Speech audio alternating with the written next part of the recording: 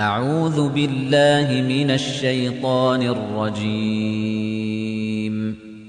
پناہ مانگتا ہوں میں اللہ کی شیطان مردود سے۔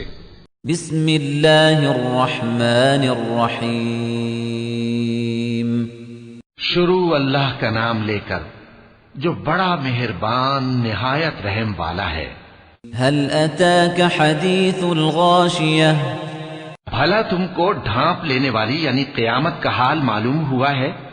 وجوہ یومئذ خاشعہ اس روز بہت سے چہرے یعنی لوگ ذلیل ہوں گے، عاملۃ ناصبہ سخت محنت کرنے والے، تھکے ماندے، تصلی نارا حامیہ دہکتی آگ میں داخل ہوں گے۔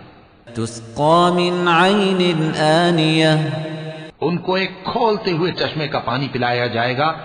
لیس لهم طعام الا من ضریع ایک سخت خاردار جھاڑی کے سوا ان کے لیے کوئی کھانا نہیں ہوگا۔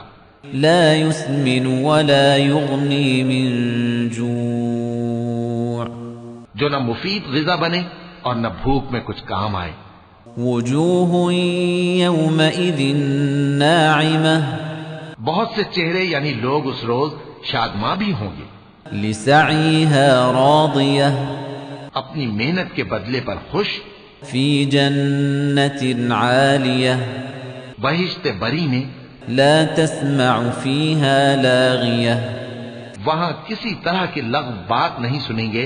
فیها عین جاریہ اس میں چشمے بہ رہے ہوں گے، فیها سرر مرفوعہ وہاں تخت ہوں گے اونچے اونچے، وأكواب موضوعة اور کٹورے قرینے سے رکھے ہوئے، ونمارق مصفوفة اور گاؤ تکیے قطار کی قطار لگے ہوئے، وزرابي مبثوثة اور نفیس مسندیں جگہ جگہ بچھی ہوئی۔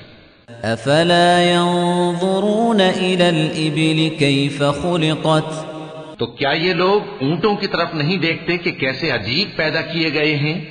وإلى السماء كيف رفعت اور آسمان کی طرف کہ کیسا بلند کیا گیا ہے، وإلى الجبال كيف نصبت اور پہاڑوں کی طرف کہ کس طرح کھڑے کیے گئے ہیں، وإلى الأرض كيف سطحت اور زمین کی طرف کہ کس طرح بچھائی گئی۔ فذكر انما انت مذکر پس اے نبی صلی اللہ علیہ وآلہ وسلم تم تو نصیحت کرتے رہو کہ تم نصیحت کرنے والے ہی ہو، لست علیہم بمسیطر تم ان پر داروغہ نہیں ہو، الا من تولی وکفر ہاں جس نے منہ پھیرا اور نہ مانا، فیعذبہ اللہ العذاب الاکبر تو اللہ اس کو بہت بڑا عذاب دے گا۔ ان الینا ایابہم بے شک ان کو ہمارے ہی پاس لوٹ کر آنا ہے، ثم ان علینا حسابہم پھر ہمارے ہی ذمے ان سے حساب لینا ہے۔